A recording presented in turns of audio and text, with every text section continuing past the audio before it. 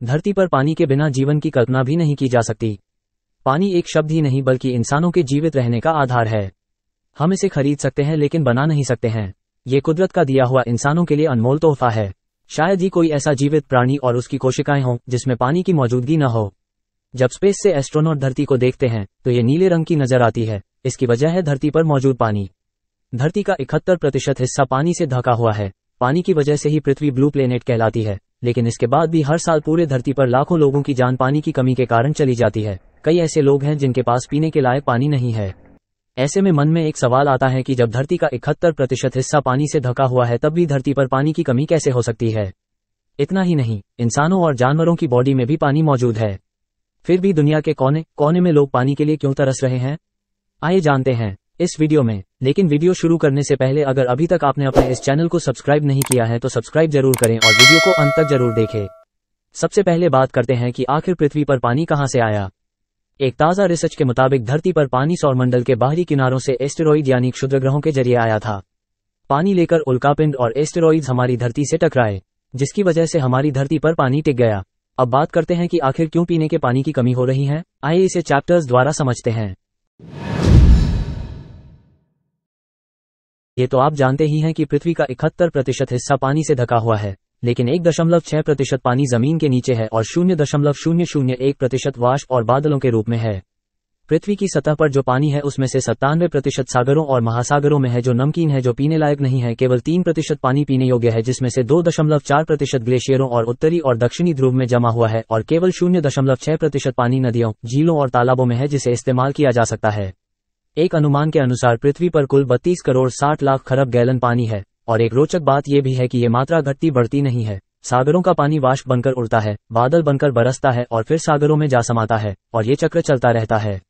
अब अगर इंसानी शरीर की बात करें तो एक वयस्क पुरुष के शरीर का 65% जबकि महिला के शरीर का 52% हिस्सा पानी होता है। वयस्क मनुष्य के शरीर में हमेशा 35 से 40 लीटर पानी मौजूद रहता है। इंसानों के लिए पानी बेहद जरूरी है।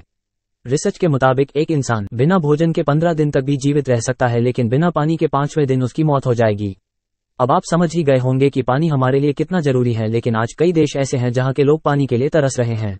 तो आइए एक नजर डालते हैं दुनिया के उन शहरों पर जो पानी की समस्या से लगातार जूझ रहे हैं और उन शहरों की लाइफस्टाइल कैसी हो गई है।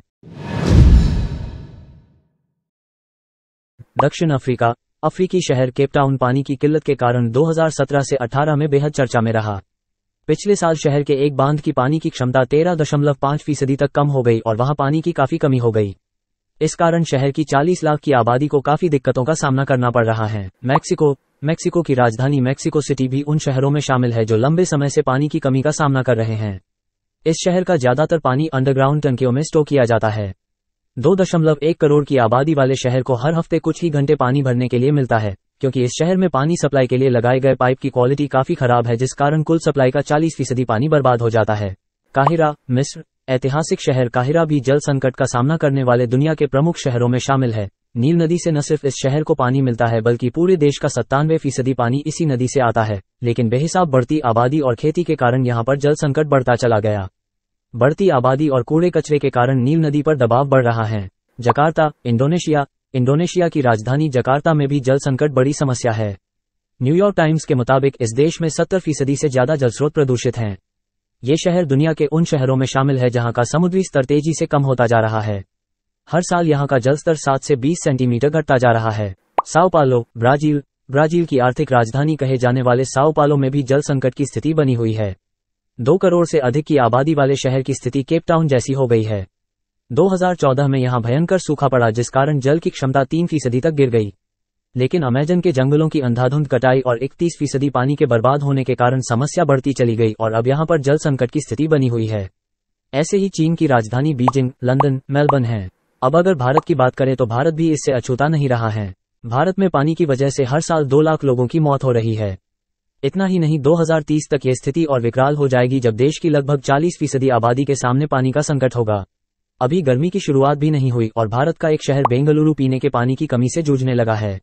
बेंगलुरु शहर का बड़ा हिस्सा पीने के पानी के लिए टैंकरों पर निर्भर रहता है। इस बार अभी से इतनी समस्या है कि लोगों को पानी उपलब्ध करवाना मुश्किल हो रहा है। बेंगलुरु शहर के कई इलाकों में जल आपूर्ति नहीं हो पा रही है, इससे पानी के लिए अभी से त्राही शुरू हो गई है। ऐसे में लोग निजी टैंकरों का सहारा ले रहे हैं जो कि मनमाना चार्ज करते हैं। बता दें कि बेंगलुरु में करीब 3,500 वाटर टैंकर हैं, जिनमें से 10% ही रजिस्टर्ड हैं। प्राइवेट टैंकर पानी के लिए 500 रुपये से 2,000 रुपये तक चार्ज करते हैं। शहर की 60% आबादी को पानी इन्हीं टैंकरों से पहुंच रहा है। बेंगलुरु की आबादी भी इस समय 1 करोड़ के करीब पहुंच गई है। तेजी से बढ़ती आबादी की वजह से जल की जरूरत बढ़ी है। शहर में पेड़ कम हो जाने की वजह से अब पहले की तरह भूमिगत जल नहीं बचा है। आज पानी पीने के लिए ट्यूबवेल, कुआं, नदी या फिर भूजल का उपयोग किया जाता है, लेकिन ग्लोबल वार्मिंग की वजह से लोगों को भारी परेशानी का सामना करना पड़ता है। संयुक्त राष्ट्र के अनुसार एक व्यक्ति को स्वच्छता, खाना पकाने और पीने जैसी बुनियादी जरूरतों के लिए प्रतिदिन न्यूनतम 50 लीटर पानी की आवश्यकता होती है। लेकिन एक बड़ी आबादी ऐसी है जिसे पानी की छोटी भी मात्रा नहीं मिल पाती है और इसलिए अधिकांश आबादी पानी की कमी से प्रभावित हो रही है।